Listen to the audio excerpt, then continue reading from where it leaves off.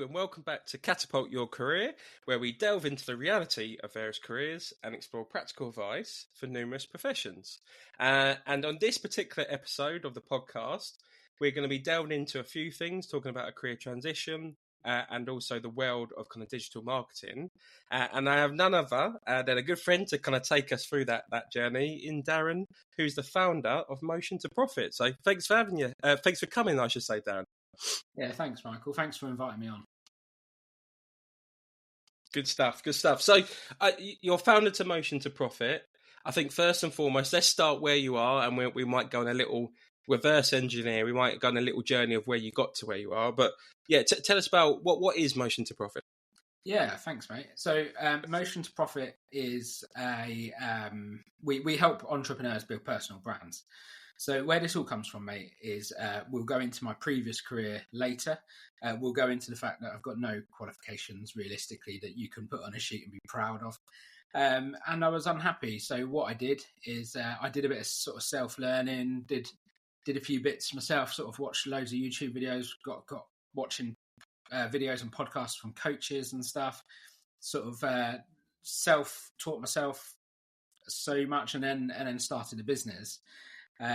So that sort of drove the passion for me to help others do that. So Motion to Profit helps entrepreneurs, people with life experience, people who are sort of experts in their field, package up that knowledge and get it out. So for them, it helps build personal brands.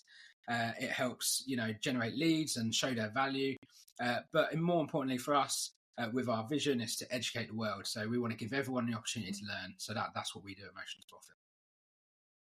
Amazing. And thank you for sharing. And no doubt we will definitely dig into your kind of background. Like this wasn't your rodeo, I suppose, for the whole life. This is something you kind of transition into. But you touched on it slightly. I mean, of all the things in the world, I suppose I granted marketing and digital marketing, especially with the kind of use of AI and other digital forms, is definitely on the grow. But why digital marketing? What made you choose that as a field, I suppose? Yeah, it's a really good question. I think when you're in employment, you get so sucked into what you're doing that you don't really try anything else. So with me, what happened was I'd done some photography courses and some video courses on how to use a camera and stuff like that as part of my previous employment, and I really enjoyed it, mate. I absolutely loved it. So when I was going to start a business, naturally, it was like, right, what's your passion? What's your hobby? And that for me was, video photography and stuff like that. And then how can you monetize what you love doing, which made a lot of sense to me. So I started a video production company. Video is very up and coming. Photography, I'm not saying there's not a place for it, because there absolutely is, but it's kind of on the back foot maybe to video a little bit. Video, look at TikTok and stuff, is certainly becoming more popular. So decided to go down the video route, and then COVID hit, didn't it? But what I found in that time was I really just was fascinated by what makes people buy, the psychology of it, the real deep marketing side of it. I was really interested on how to take someone completely cold, someone that your business has never had contact with, and take them through to the point of sale. So I suppose I just sort of fell into it a bit. I just, if you enjoy something, you'll consume the information, you'll learn about it. Like we said, I watched more YouTube videos, I listened to more coaches, I listened to more podcasts, I read a load of books, and just sort of taught myself what is that process. What's the process from getting someone completely cold and getting them through to sale. And where I love working, if I'm honest, is with the high-end products as well. So it's even more of a challenge. It's easy to sell a £30 pair of gloves or something from Amazon to a certain extent, but if you're selling £4,500 or $4,500, whoever you are, business courses, then that's a whole different process. And I just fell in love with it, mate, to be honest. Yeah, and I think it's it's a candid journey, which I think is good for you to share, because it's not like everyone's not born out the womb and knows exactly what they want to do, and this is my 50-year plan and all the rest of it. And I think your kind of journey speaks to it. And I think as well, same for me with coaching, really. Like, I suppose I had a mix of different things, but a big life event in my dad kind of getting a diagnosis of Alzheimer's. So that kind of chucked my life up in the air, and that's to kind of reflect on a load of different things. So that was a real big moment for me. And the career, I think, like COVID was for others, in terms of being a bit of a circuit breaker and chucking people into that mode of self-reflection on, is this truly the path I want to live? That did exactly the same for me. And I did exactly the same as you. I kind of started to look into, right, I know what my skills and qualities are to a certain extent. Where's a job that I could actually utilise that and utilise my fun and my passion that I enjoy inherently helping people. And that's when like this coaching stuff started to pop up. So then I listened to a podcast and coaching. Then I read a couple of books. Read a book from Tony Robbins. Read a book from Rich Litvin. And I thought, there might be something in this. And then did a course. And then did a real paid kind of certified course. And from there, I kind of never looked back. So it's really interesting of your journey. And I suppose likewise with mine, it's not always like everyone has this like perfect plan. Sometimes you try a little bit of something, see what you like, see what you don't like, and continue on that journey, Yeah, absolutely. And I think quite often our journey sort of shapes us. So it for some strange reason, for me as a business owner, it probably took me about 2.5 years to really understand what our mission would be. And actually, when you look at my journey, when you look at your journey and so many other journeys of my entrepreneur friends, it amazes me it took me so long to realise that a lot of those journeys started with what we produce. So why don't we make my experience, your experience, and many other experiences our mission to educate the world? This makes perfect sense, and probably similar to you, because certainly, I wish I'd have known someone like you 3 years ago when I was sort of deciding what I wanted to do in business. And I think when you've experienced something, you then have the drive and the passion to help others in a way where either you were helped or wish you were helped. Yeah, absolutely. I think you've nailed it there, just especially on that last point. I think for me, I feel like I'm very fortunate to have not, the way it came about. Well, obviously, it wasn't a fortunate thing to happen, but I feel like I'm very fortunate in this period of life I am to have had that awakening, or whatever word you want to kind of give to it, where I do have a bit more of a great understanding of what my values are, and ultimately, the values aren't just a kind of couple of pieces of words scribbled on a piece of paper. They're the things that actually act as the filters for the decisions I make. And that makes them really practical and actually gives them reason, I suppose, rather than just, find your values and your life will be sorted kind of thing. And from there, I suppose I've only kind of gone from strength to strength, and you have done exactly the same in terms of the growth of your business. But the key bit I want to touch upon, you said how our journeys often can start to shape us and our past experiences. This wasn't always your gig in terms of digital marketing.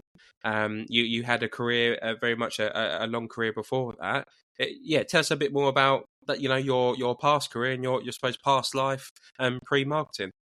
Yeah, so I kind of, like you said, I'm nearly 40 years old now, and for a majority of my career, certainly in my working life, I was a police officer. Now, I left school with no qualifications, had a few jobs, in my late teens, early 20s, and then joined the police, in my early to mid 20s. And kind of when you join a job like that, you kind of just, you think that's it then, you're done. And I suppose like many people, I become a bit disillusioned. I didn't feel much of a sense of purpose anymore.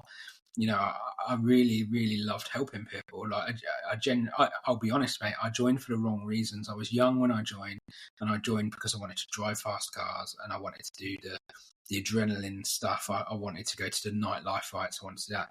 But I very quickly realised once I joined that the most satisfaction I got was genuinely from helping people who genuinely need it. So, I did some huge child abuse jobs. I've done lots of jobs helping really vulnerable people, like in domestic abuse, in like rogue trader jobs that target the elderly people. And they're the jobs I look back at even now and think, that's what I got the most from, because, it's not bad money. I'm not sort of getting political here. It's not bad money, but you're never going to be rich doing it. So if you need that satisfaction in your job, right? And if you lose that, then you need to kind of find something else. So very much thought that was the career for me. I lost my purpose, and then I needed to make a change. But that was 15 Yeah. years. Probably the first 10 to 12 really enjoyed it, and then things started happening that just weren't for me. So Yeah, and I mean, firstly, thank you. I appreciate you kind of sharing that, and because that I think that story would speak to a lot of different people. It's not, as someone that I love the term. We have squiggly careers. Our career isn't like a straight line upwards. It's squiggly. It goes here, a bit there. He goes all over shop, and it's really interesting how you can now, with hindsight, like kind of look back on that time and realize that the best parts of the role was obviously helping people. And you can see, even in your new venture and what you're doing now, that's still very much apparent. You are helping people spread their message and kind of share their journey on a wider scale, which is really cool to see. But you mentioned the word purpose, and I think, like I kind of described a little bit with values, how for me, I always I like to share the practicality behind what I do with coaching and how it can actually help you on a day-to-day basis. But for you, I suppose, firstly, what does purpose even mean for you? I think, we all wake up in the morning and go to work for money. We have to have money. We have to pay the bills, and we all have an idea of what a comfortable life looks like. Or you might want to go beyond that into financially a very comfortable life. But I think purpose is really different. So, like everyone, I want a good life for my family, of course. But a purpose for me is the extras. So, like I said, mate, I always used to get, I used to come home with a fuzzy feeling if I'd helped that 89-year-old lady who had been a victim of a rogue trader. And on one occasion, we got someone, locked up for a while, taken away. He was doing this on a daily basis. So it was a really nice feeling to actually take your earpiece out at a time, to sit down, give that lady a few hours. She was terrified that this horrible thing had happened to her. So it was about more than money. It was the thought that I'm dedicating my time to something, not just for money, but for helping people, for people who are going through probably one of the worst experiences of their life, which ultimately we were dealing with on a daily basis. And being the person to be there for them, and that for me was the purpose. And you're absolutely right. We get that now, so we help people achieve what they want to achieve. We help them in all sorts of weird and wonderful ways. We help them tick off their bucket list or whatever it is. For me, that purpose is really important, and that I can't just be rich. I have. I'm not rich, by the way. I wish I was. I can't just be rich. I'm going to come calling. One day, mate. Oh dear, that's. I want to get rich. Obviously, like everyone else, not rich. I want to give my family the life that I feel they deserve, but I want to do it in a good way, right? Yeah. Obviously, in my old life, I'd see a lot of people who had a lot of money. For example, dealing drugs and stuff like that. But in my honest opinion, they're going the wrong way about it. They're not doing any good. They're in fact doing a lot of bad, and people might argue that, to be fair, but they're not doing anything positive. I want to do something positive and then give the family the life that I feel like they deserve, and me and my wife the ability to retire one day and stuff like that. Absolutely. And I think again, thank you for sharing that, Darren, because I think what I would say, and I agree with a lot of the points you shared, is there's nuance and there's balance to everything in life. So I don't say this without coming from a privileged position, and yes, I have bills to pay, but I have a roof over my head. I don't have to worry about my next meal, anything like that, and I don't have at this current time a lot of financial constraints or dependence on me. So I say that from a place of love, and I realise that people's situation can be different. But for me, the story has been told many years and many decades from various people who have chased that element of kind of financial success or financial freedom. And often the story repeats itself when they get to a level of security, a level of stability, like you said, and like I also aspire to have for my family when the time comes. There often is a piece where you look outside of yourself and you look at serving something slightly wider than yourself, a wider purpose, whatever that purpose means to you. And I think for you, in terms of your business, it's clear to see what that is. With myself, helping people to simply waking up with a sole focus to inspire people to do what inspires them. is exactly what my purpose is as well, to spread that like ripple across people's lives and have more joy, and that joy can then pass to their colleagues, their friends, their family. If we can both do that, you can still earn a very good living, you can still attain that level of financial security and financial stability, but my goodness, it gives you like a warm fuzzy feeling at the end of the day, rather than taking away from something, or kind of misharming or treating someone unwell, I suppose. So with that, of course, you found that you lack that purpose at a certain time. And just as we kind of start to circle that final years of that kind of policing career before you then transition to where you are, what were some of the signs, and what kind of happened when you felt like your purpose was starting to disappear as in that kind of police role? I mean, there's no secret, right? Look, I don't want to turn this political, and we're not going to do that. But the police are struggling at the moment financially, and unfortunately, it got to the point where I felt like we were more ticking boxes than we were actually helping people. And to be honest, mate, I couldn't care less about statistics. I couldn't care less about governments, whoever they are. I couldn't care less about that stuff. What I joined for was to help people, and I felt like that was going. It was very much, like next job, and you didn't really get to do a good job of anything. You're just doing the bare minimum, and I'm sure that this is probably the case along a lot of business and most of the public sector, certainly. So, I just thought to myself, why am I doing this? And then I think what really brought it to a head was two things. My wife, I don't want to go into too much, but my wife got unwell. Nothing sort of life-threatening or anything like that, but it put a lot of stress on the family. We had two very young children at the time.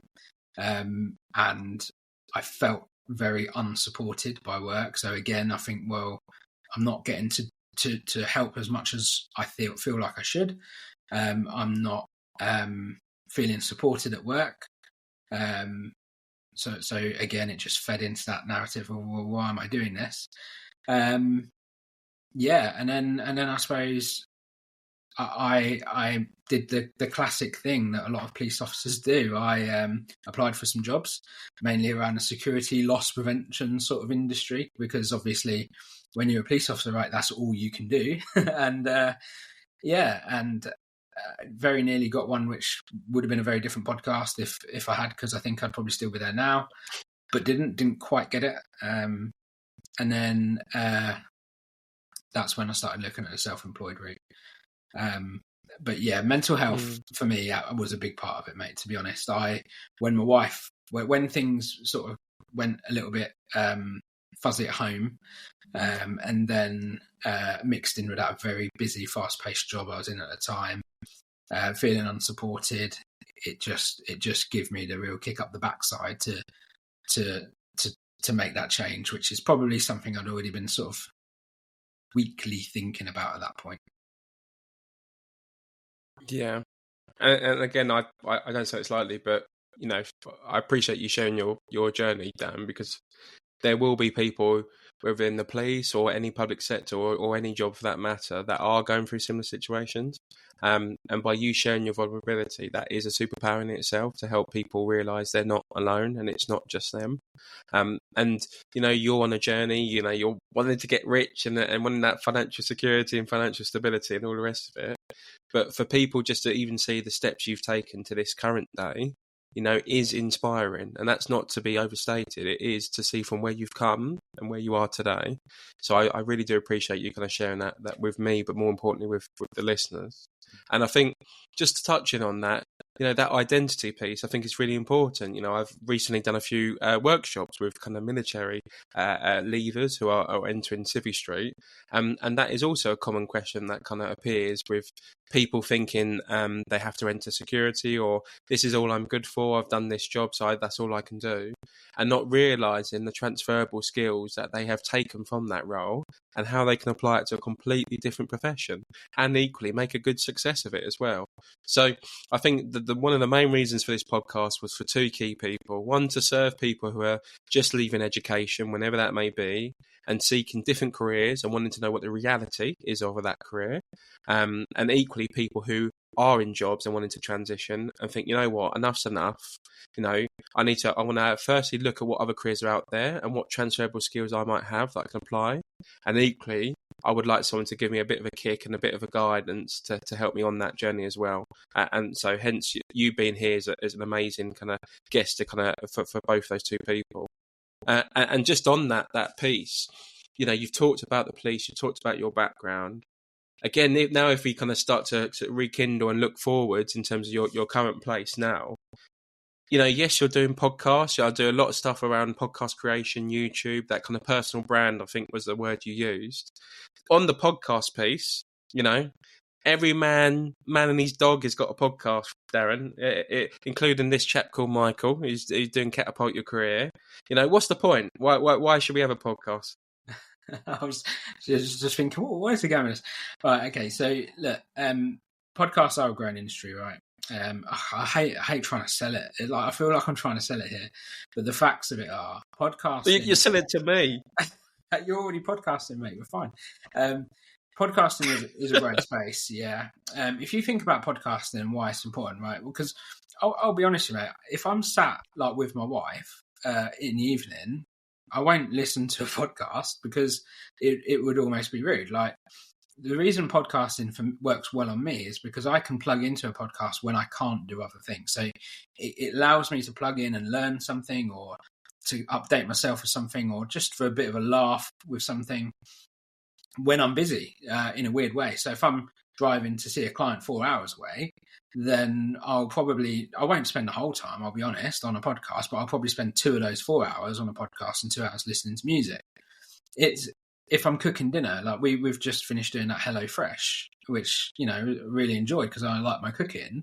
Now, when I'm cooking, I'll have a podcast playing in the background. So a podcast gives people the ability to plug into your message, or whatever it is, when they wouldn't normally be able to. And that's why I think podcasts are still growing. During lockdown, we see podcasting shooting through the roof for obvious reasons. Everyone was stuck inside and stuff. But it's not really come down. In fact, it's continued to grow. I think as well that so many people are disillusioned at the moment. Like, obviously I talk about my public service background, but I think this, I think it's the same everywhere. I think so many people are fed up with their lives, their situations. They want to work with people like you to get a better, what they feel is a better role. But yeah, where was I going with this? Yeah, it's a growing industry, mate, and it's a great way of delivering value to people when they wouldn't otherwise be able to plug in. And I think it will continue to grow. No.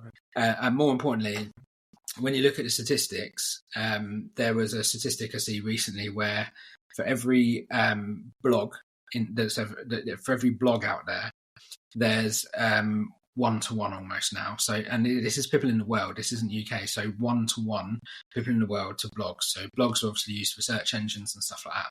For every podcast, for one podcast, there's 4,500 people in the world. So it is still a massively underutilised area.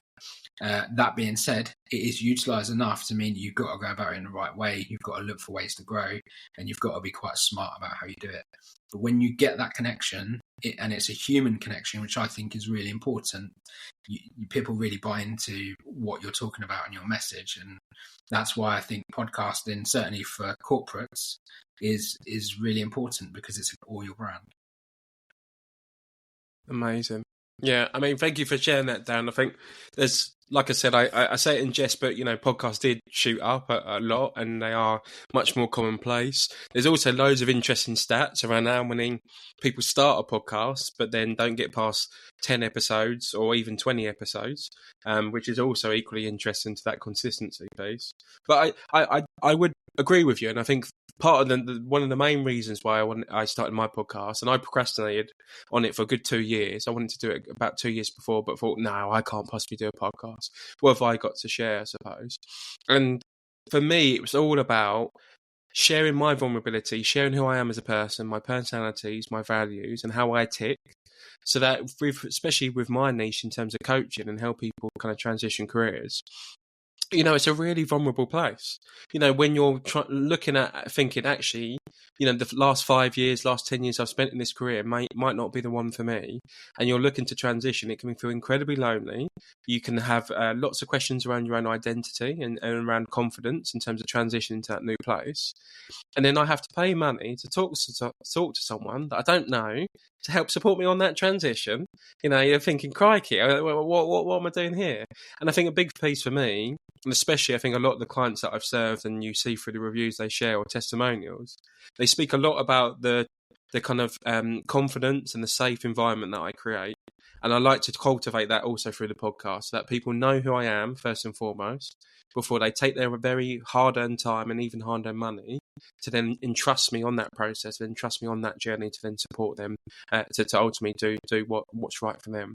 So I thank you for sharing that reason behind podcast, because I think it's incredibly important. And you mentioned at the beginning, and yes, there's podcasts, but there's also YouTube, there's personal brands, there's various different fingers and various different pies that you kind of cover. I'm interested, and it might be hard to kind of put this across, but what would you say an average week almost looks like? Because there's so many different types of clients you're serving, and then so many different types of services you're providing. What would you say an average week looks like? Before I come on to that, mate, I just want to touch on something that you've just said there, because I think it's really important to sort of look at this. And funnily enough, the reason I'm going to bring this up is because a few weeks ago I was at a hotel. And the hotel that I was at, I was working. I was with a client, a really good friend of mine, and we were filming an event for him. I was there doing that, and I had an overnight at that hotel. It's a lovely little hotel in Birmingham. And that's actually where my journey started. So when I first went to that hotel, which was a while ago now, when I first went to that hotel, I was a police officer, and I went to something called Shifts to Success, which is like, it takes people who are fed up with the police and want to get out and start a business. And I remember going there, having this day, there being numerous business coaches there that were part of a program that they were running. And I went with my wife, and I remember looking at her after the event, and we were about to sign up. And we'd paid £100 to go to this day, and to sign up was $3,500. And I remember sitting there looking at her and thinking, how am I going to convince her to spend $3,500 on this? And I think it's a good thing she come today, because she was like, let's just do it. But I'll be honest, mate, $3,500 at that point was a lot of money. We'd just had a child. I think we were paying over £1,000 a month just for childcare, mortgage, and everything else on top of that. It was money that we really struggled. I don't want to go into it now, but you can imagine how much more money than that the business has made. In fact, we make significantly more than that every year, and that never would have happened without me taking that leap of faith and investing. And the reason I sort of brought it up is because we were chatting at this hotel, me and my friend who'd gone through the same process and was now running his own events there. And I remember we were talking, and I said, I remember how much that £3,500 investment felt at that time. And I kind of made the point, look, how much do you pay to go to university, and what's the outcome of university is to get a good job, right? And nowadays, if you go to university, you're looking at £54,000 worth of debt. That is kind of how I see things now. And there's definitely a place for university. I don't want to, again, get political on that.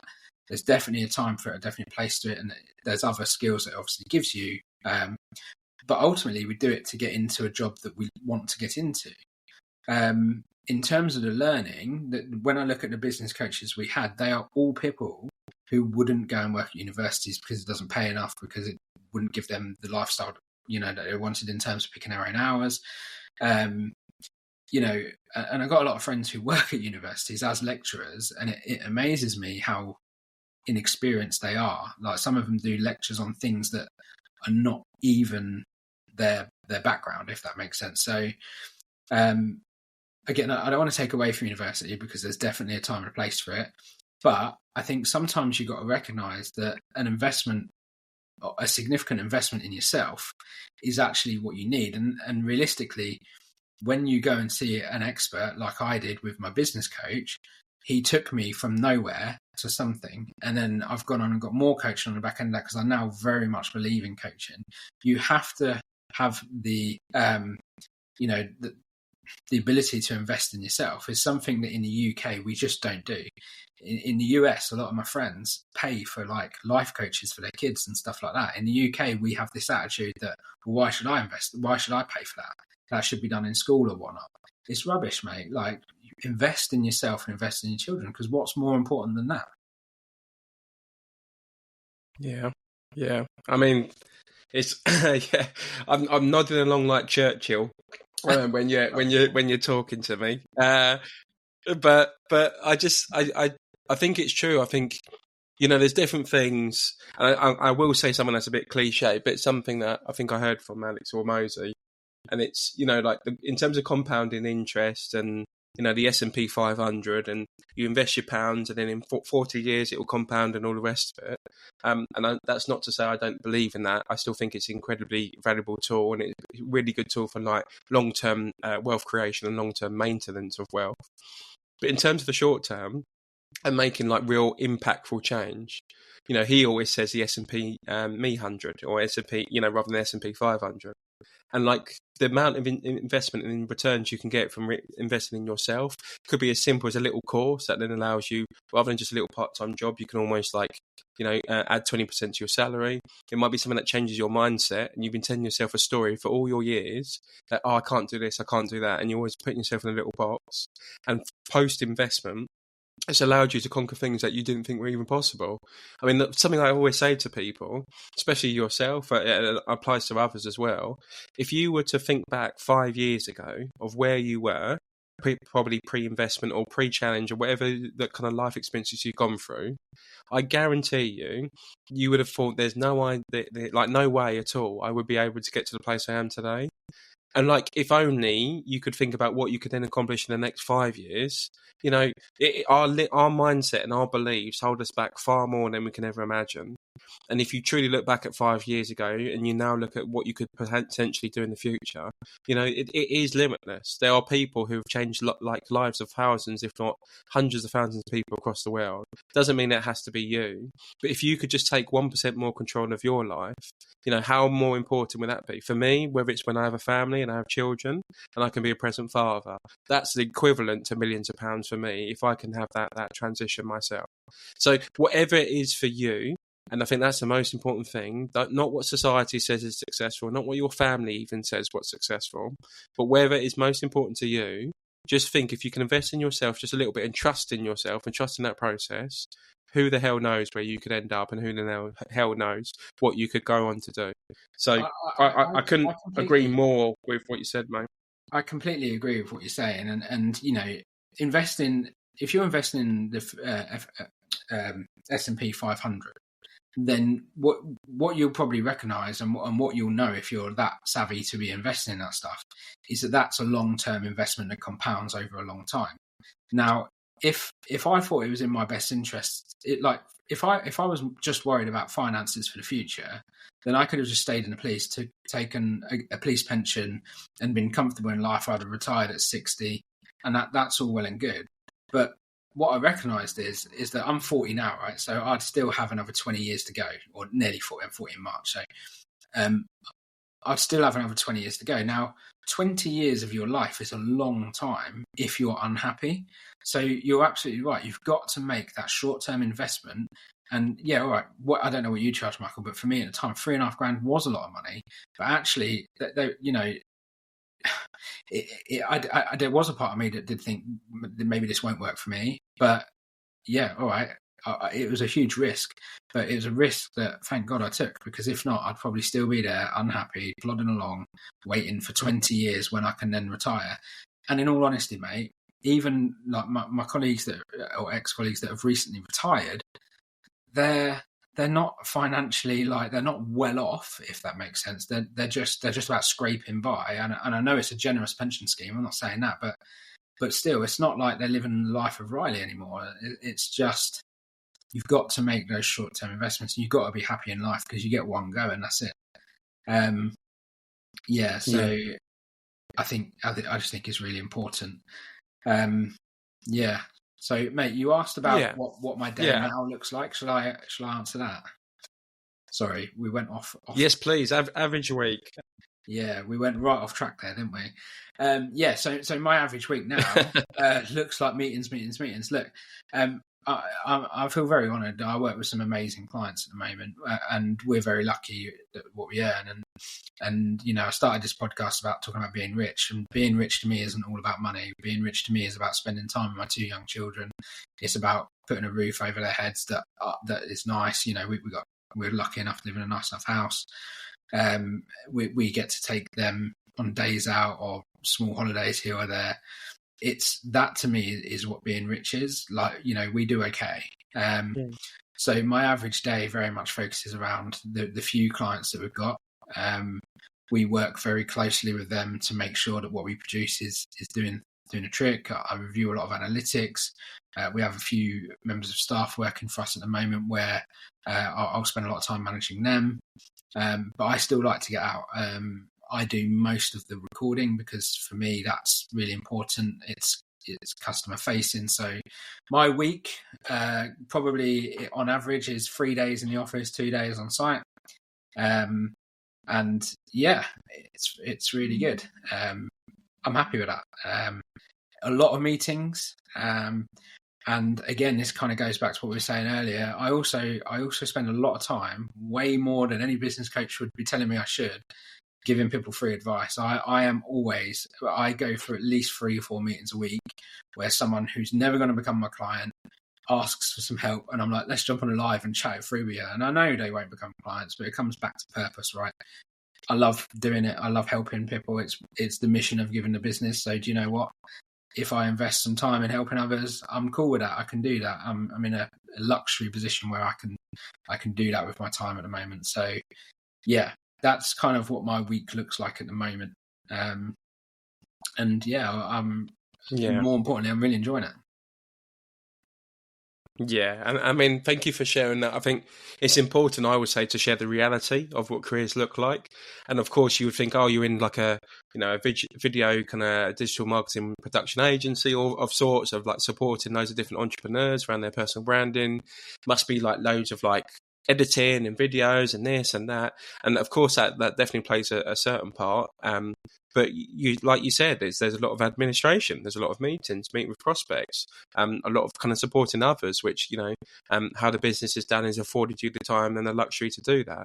So again, I think it's important for people, if they want to transition into that space, what like life would actually look like. It's not all just editing and not just all on site. There is a mix between kind of tasks and activities that you would do.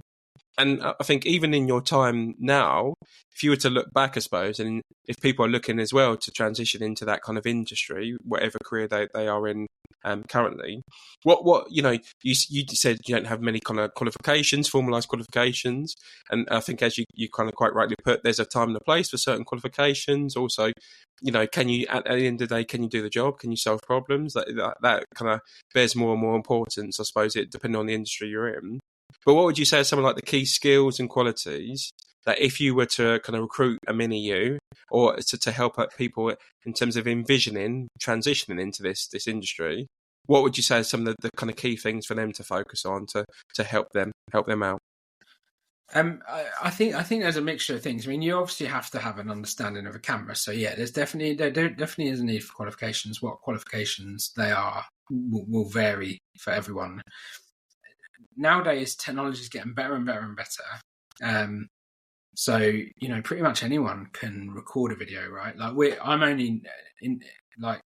I'm using a microphone here and I've got a bit of light in there, but I'm only using the laptop to record the video side of this.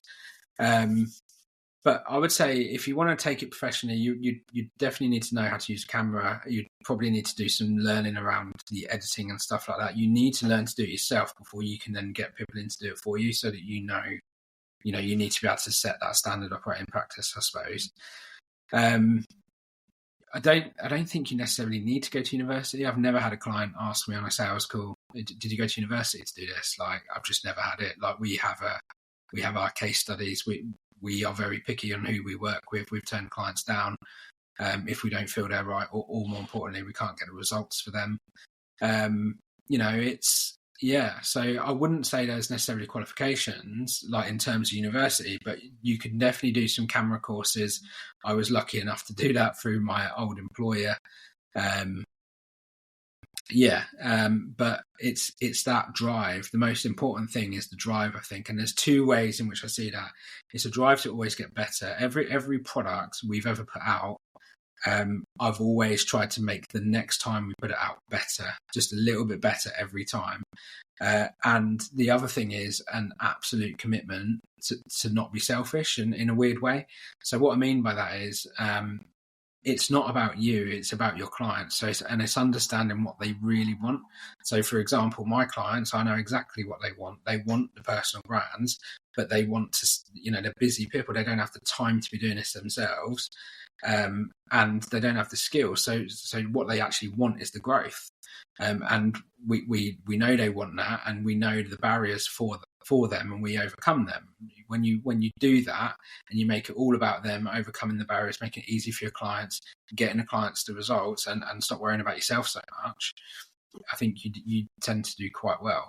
And as a result of that, success, I suppose, we're now starting to limit the amount of clients we work with, and hyper focus on them. So again, we could take on more clients, which means more money, but actually I'm more interested in delivering even better for our clients.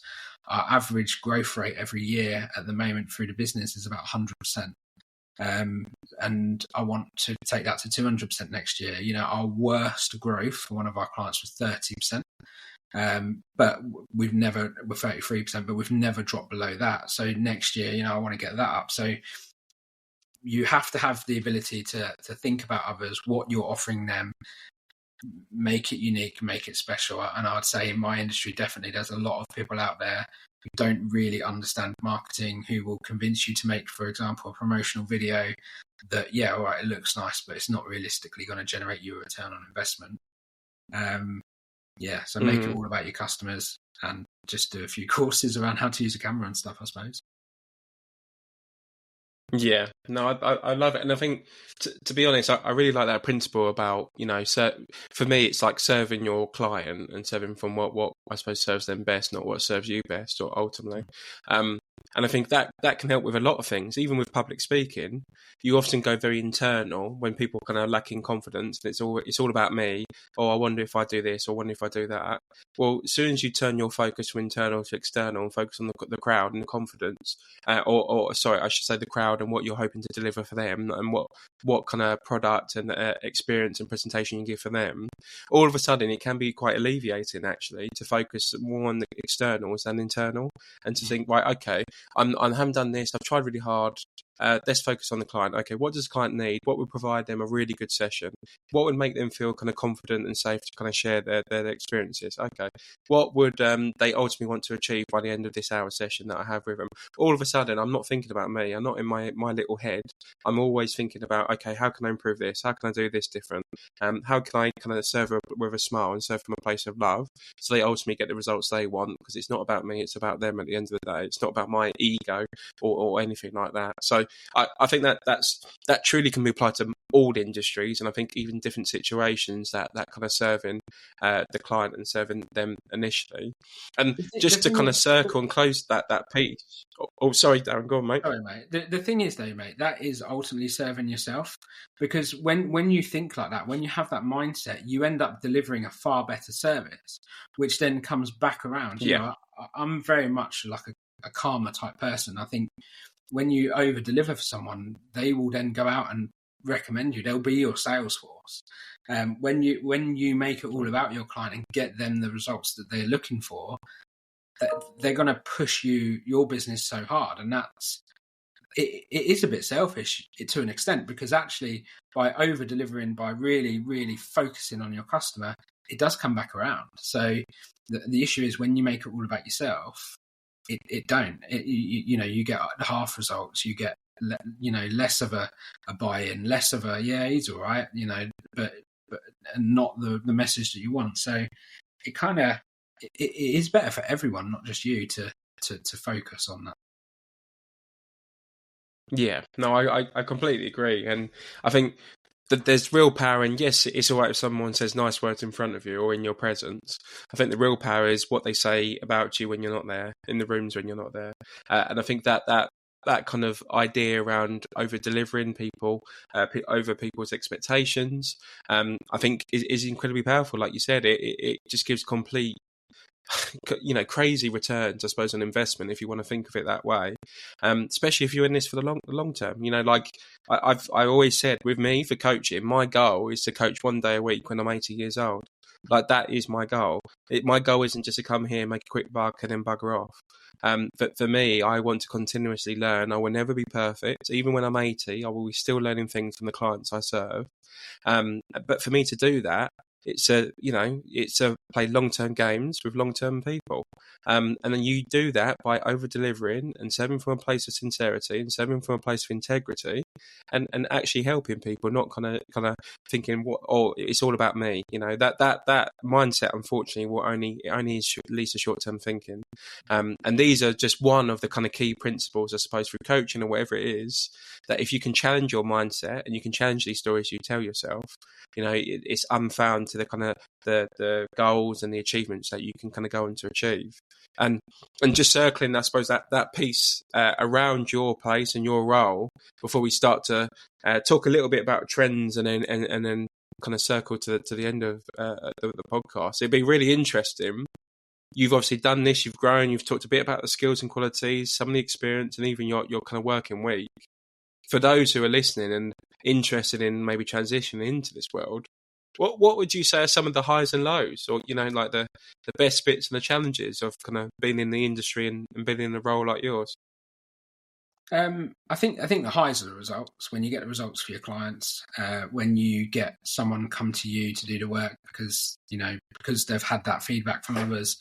That is a real high. It gives you a real nice feeling, warm feeling. And one of the things I love about it, certainly coming from a public service background, is that I've built this. This is like, it's almost like my third child. It's like, this is something that was my idea that I've built up to where it is now, and I'm very proud of that. So yeah, the highs, I'll be honest, mate, when you get a big invoice drop into your account, it's lovely. It's like a payday. Sometimes you get 2 or 3 a week. It's a strange feeling.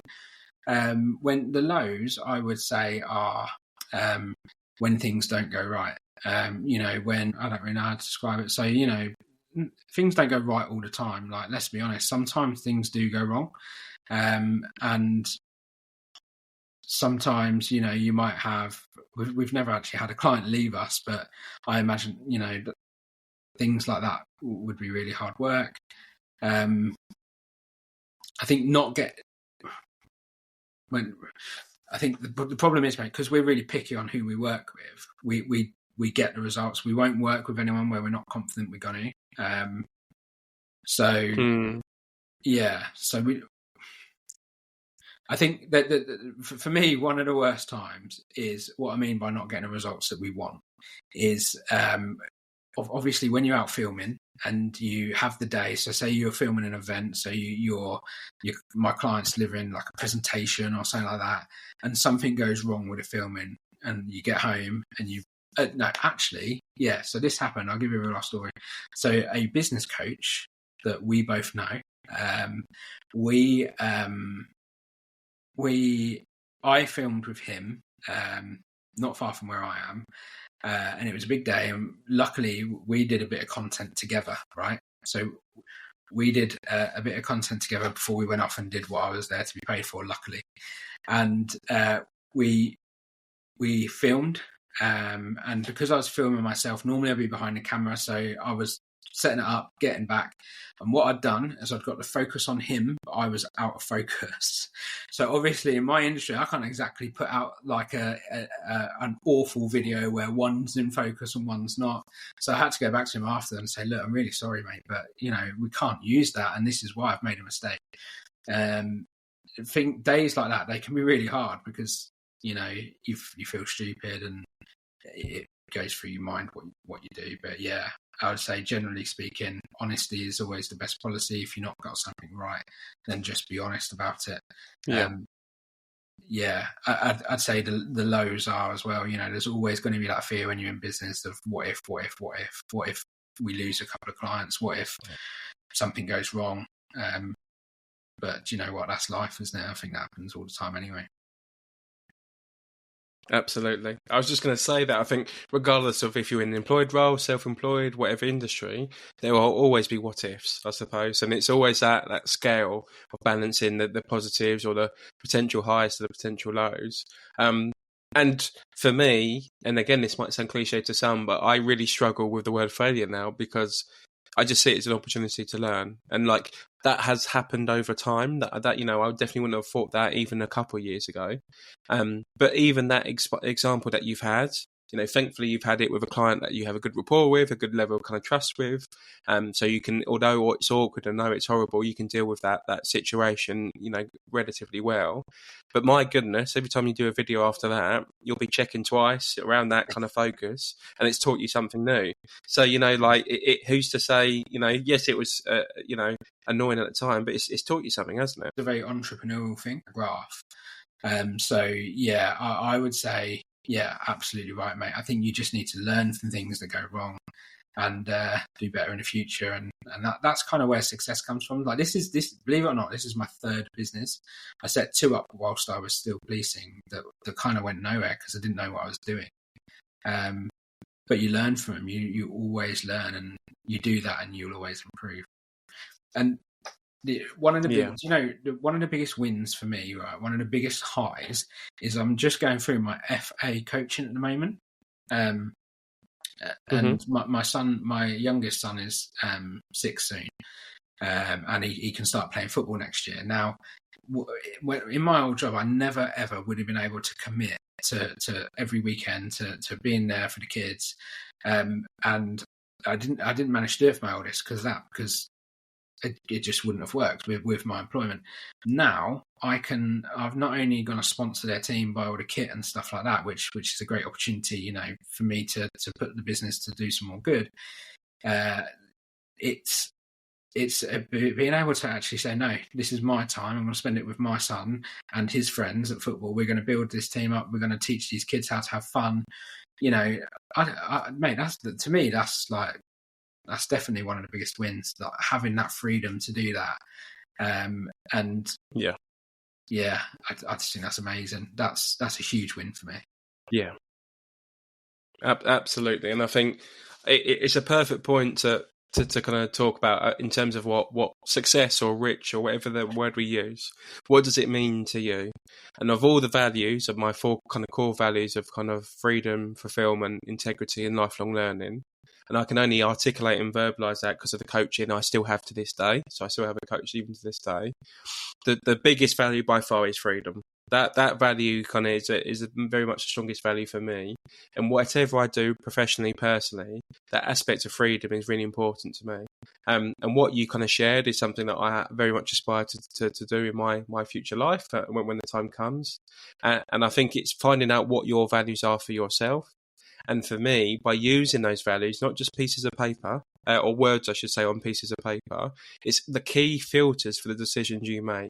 And by having a strong understanding around that, when you go into business, when you choose that new career, when you choose kind of personal matters, whatever it may be, you can use those filters to decide what is important to you and what you should do. And often when you get that pit in your stomach, 9 times out of 10 is because it's something that's kind of crossing one of your values. That's just one way. There's so many kind of free resources out there. I have a free resource on my website. So I always say use people's free stuff. You know, you don't have to always pay people. You can use people's free stuff to get those quick wins and start your own journey. And if something actually works for you, then yes, great. And then kind of continue down that path and kind of seek that support, because that's how you're really going to make those real transformational changes. So for me, Darren, I mean, it's been an absolute kind of pleasure to have you on and have a bit of a journey around your career. And there's one question I always like to ask people before they go, which often makes people stumble a little bit. So it'll be interesting to see how you kind of go about answering it. But given your career, given, you know, the police, you've gone into the industry, you've done 3 different businesses, like you said, so you have a real rich life experience. I suppose if you were to give advice to that younger Darren, you know, what would it be? There'd be two things. First of all, would be to be more confident in yourself. The amount of people that I think have so much ability and lack so much confidence for whatever reason, whether that's something from your childhood, whether it's new experiences or whatnot.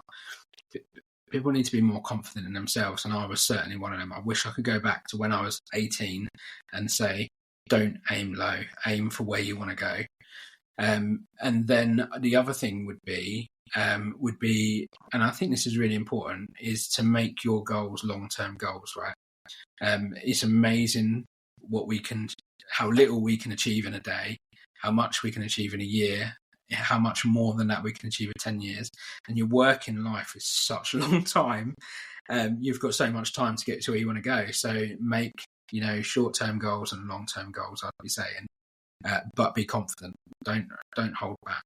And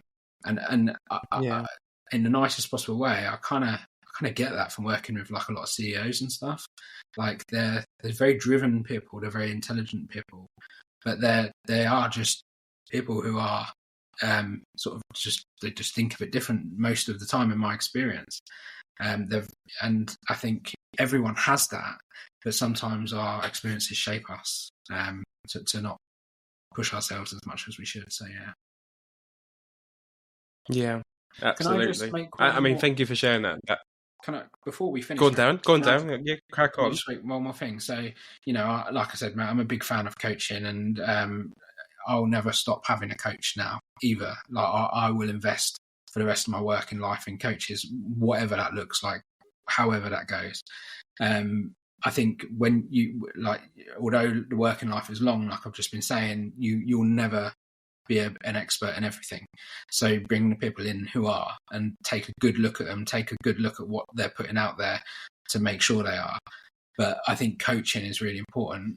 But also what I sort of want to say is I've got a good friend of mine who works in marketing at director level and she recently changed jobs, but